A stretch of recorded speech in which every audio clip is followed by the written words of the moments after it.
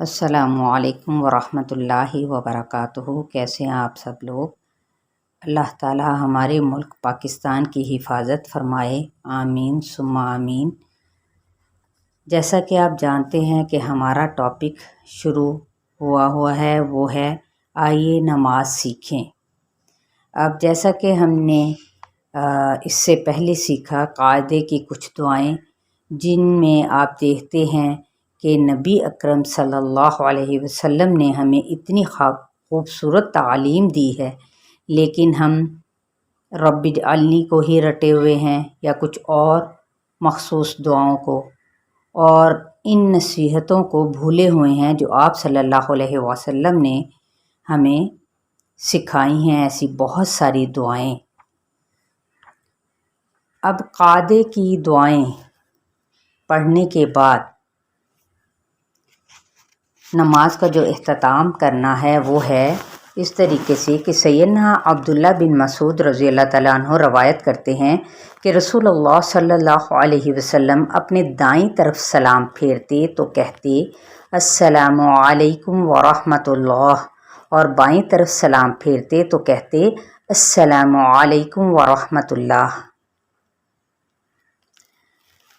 تو اس کے بعد سلام پھیرنے کے بعد جو ہمیں سکھایا گیا ہے، کچھ اس کی نماز کے بعد کے کچھ مسنون اذکار ہیں۔ سیدنا ابن عباس رضی اللہ تعالیٰ عنہ اور روایت کرتے ہیں کہ میں رسول اللہ صلی اللہ علیہ وسلم کی نماز کا تمام ہونا تکبیر یعنی اللہ اکبر کی آواز سے پہچان لیتا تھا۔ آپ صلی اللہ علیہ وسلم فرض نماز کے بعد اونچی آواز سے کیا کہتے؟ اللہ اکبر۔ تو اس سے کیا ثابت ہوتا ہے کہ امام اور مقتدیوں کو نماز سے فارغ ہوتے ہی ایک بار بلند آواز سے اللہ اکبر کہنا چاہیے۔ سیدنا ثوبان رضی اللہ تعالیٰ عنہ روایت کرتے ہیں کہ نبی کریم صلی اللہ علیہ وسلم جب اپنی نماز ختم کرتے تو 3 بار استغفار کرتے، یعنی استغفر اللہ استغفر اللہ استغفر اللہ کہتے۔ کیوں کہتے؟ کہ نماز میں اگر کوئی کمی بیشی ہو سکتی ہے یا ہو چکی ہے یا ہو گئی، یا پھر نماز کے بعد جو دعا قبول ہوتی ہے، اور دعاؤں میں بہترین دعا استغفار ہے۔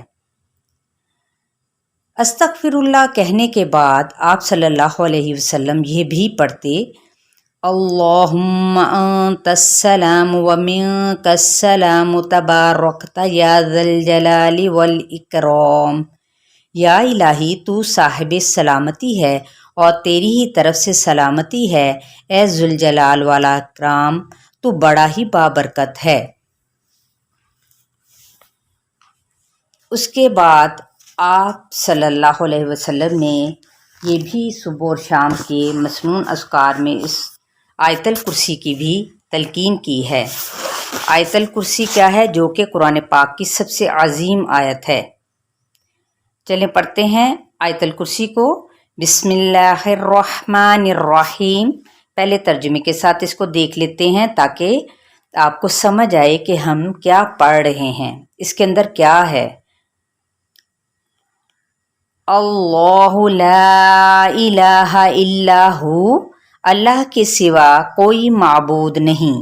الحی القیوم، وہ زندہ اور قائم رہنے والا ہے۔ لا تأخذہ سنۃ ولا نوم، اسے نہ تو اونگ آتی ہے اور نہ ہی نیند۔ لہ ما فی السماوات وما فی الارض، جو آسمانوں میں اور جو کچھ زمین میں ہے اسی کا ہے۔ من ذا الذی یشفع عندہ الا باذنہ، کون ہے جو اس کی اجازت کے بغیر اس کے سامنے شفاعت کر سکے۔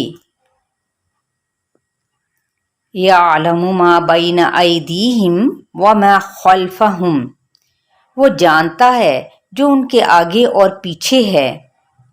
ولا یحیطون بشیء من علمہ الا بما شاء، اور وہ اس کے علم میں سے کسی چیز کا احاطہ نہیں کر سکتی